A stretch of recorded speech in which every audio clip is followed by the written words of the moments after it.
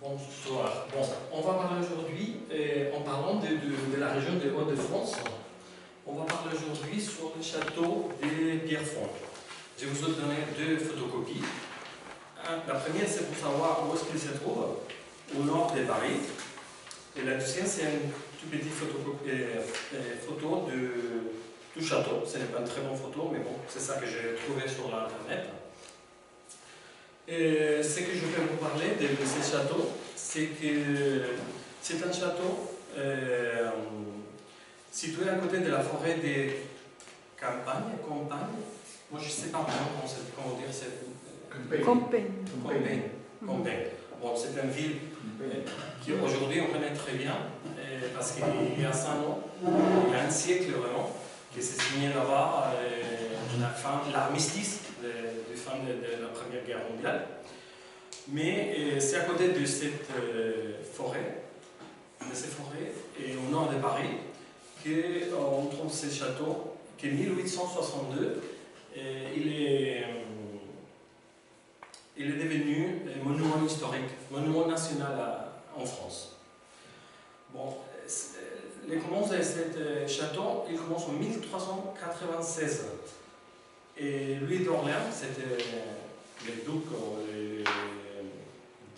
d'Orléans à ce moment-là, il a décidé de reconstruire un tout petit château qu'il avait dans cet endroit, et il a décidé de construire un grand château pour contrôler les échanges qu'il y avait entre les Flandres et la Bourgogne en France, parce que ces deux territoires pertenaissaient à la famille Bourgogne, que c'était les rivaux à ce moment de la famille Orléans. Donc c'était vraiment pour contrôler les échanges qu'il y avait entre les deux territoires. En ce moment en France, c'est le Moyen-Âge, dans toute l'Europe. C'est un moment historique très violent, avec plusieurs guerres à tout moment. Et les châteaux, il est dans un centre au nord de la France, pas loin de l'Angleterre, pas loin de l'Hollande. Donc il y avait des familles françaises, par exemple le Bourgogne ou les Orléans, qu'il y avait des guerres entre les deux. Donc c'est un château qui passe d'une main à l'autre,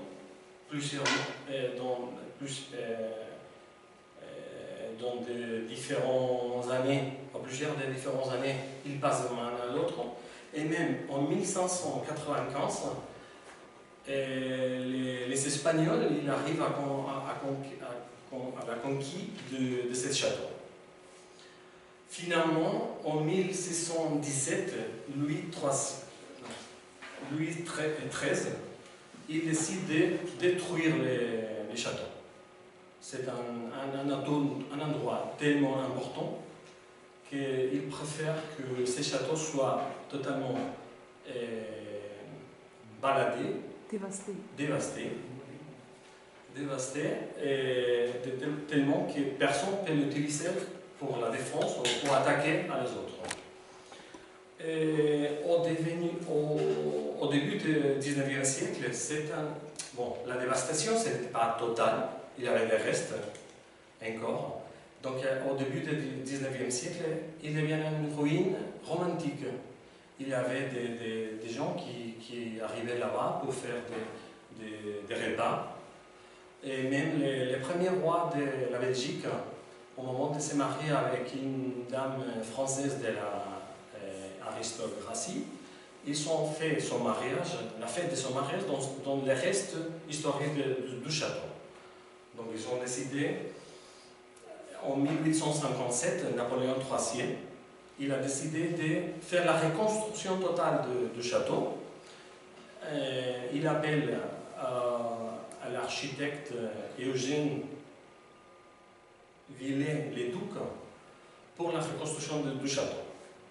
Ce monsieur, à ce moment-là, il était un très connu architecte. Et il parle avec le roi, l'empereur de France, Napoléon III, et il propose une reconstruction dans laquelle l'extérieur du château deviendra totalement par rapport à l'histoire du Moyen-Âge, mais l'intérieur du château, c'est une reconstruction, on dirait que théâtrale.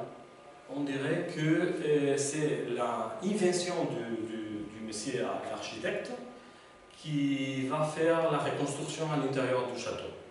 Tellement changé qu'il n'a rien à voir avec l'histoire du Moyen-Âge en France, en même temps, dans aucune part de l'Europe. Et à la fin, depuis plusieurs années, la reconstruction commence en 1860. Il va finir, ou il va s'arrêter en 1895, une fois que l'argent, il n'y a plus d'argent pour continuer la reconstruction. Mais à ce moment-là, la vérité c'est que la reconstruction c'est presque totale, et c'est qu'il n'y a pas assez la possibilité de mettre des meubles ou des décorations dans les différentes chambres ou salles au château.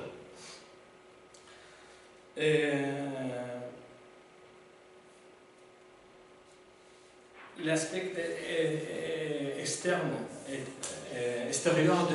du château, on a dit que c'est très historique, qui rappelle les Moyen-Âge français, sauf la partie sud du château, qu'il a décidé de faire des défenses qu'au Moyen-Âge il n'y avait pas. Par exemple, il a mis des canons qu'à cette période-là il n'y avait pas parce que l'artillerie est arrivée en Europe dans le 6e siècle, donc ce n'est pas vraiment historique. Mais bon, presque tout l'extérieur du château, c'est très pareil à l'histoire du Moyen-Âge. Les différentes parties du château, c'est les tours. Il y a au total 8 tours, et 6 sont de même dimension, et les deux plus importants, ils sont des tours plus ronds parce qu'il y a la porte, et la défense de la porte du château, c'est avec ces deux tours. Donc ils sont mis avec une dimension beaucoup plus ronde, avec des murs très gros, pour supporter les attaques des artilleries. La cour du Nord sont les chambres pour celles qui sont les invités, on dirait, qui arrivent au château. La cour du Nord, où il y a une statue équestre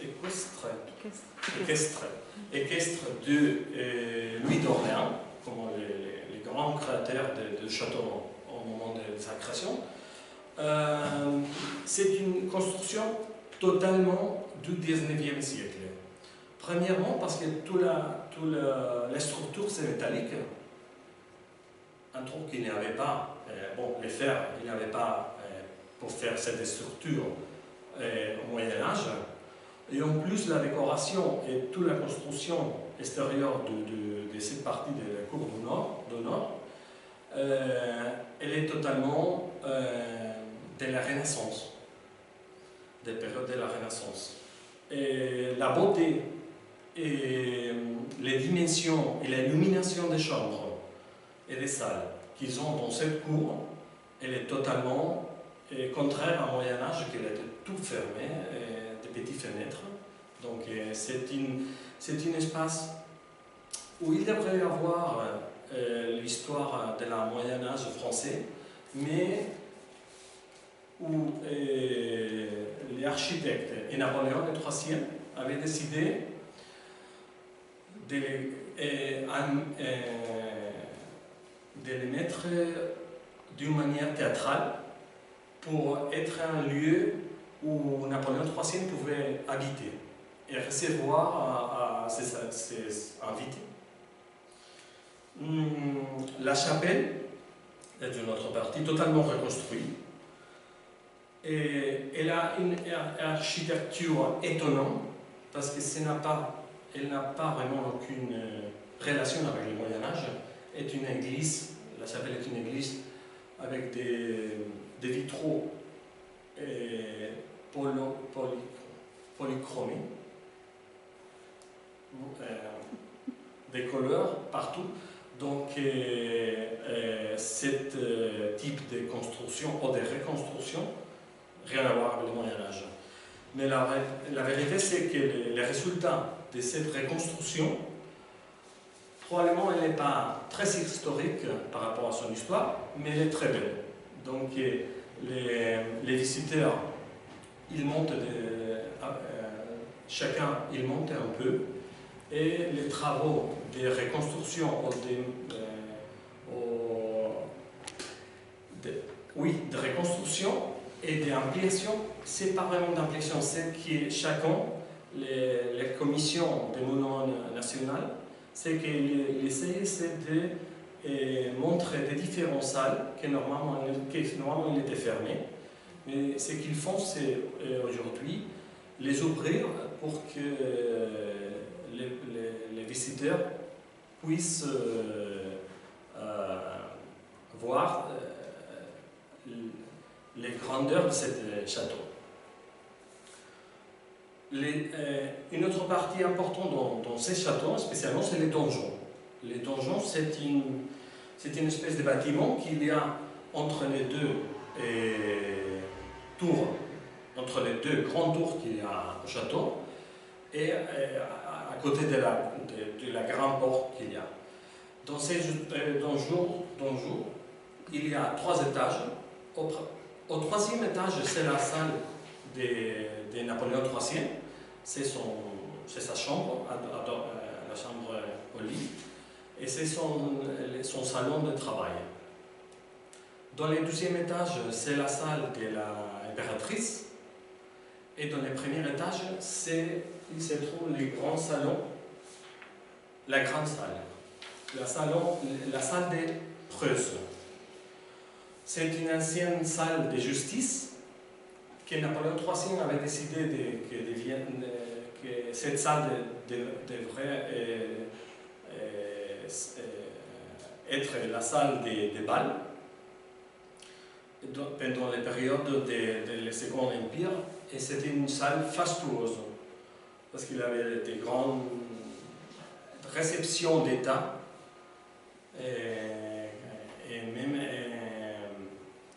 dans cette période, il essayait pas de recevoir les invités de l'extérieur, les rois ou les présidents de différents pays, pas de recevoir à Paris, mais sur les châteaux de Pierrefonds.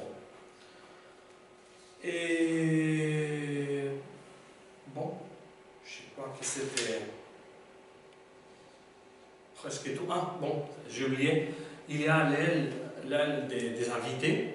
C'est une partie du château qui n'était pas vraiment terminée, qu'à la fin, les ateliers mondois, ils se sont mis là, sur cette partie du château. Et cet atelier, il est très important parce qu'il travaillait la plomberie, l'art de la plomberie. Et ils ont fait des travaux tels que la flèche de la cathédrale de Notre-Dame à Paris ou la couverture en bronze de la Statue de la Liberté à New York. Donc cet atelier,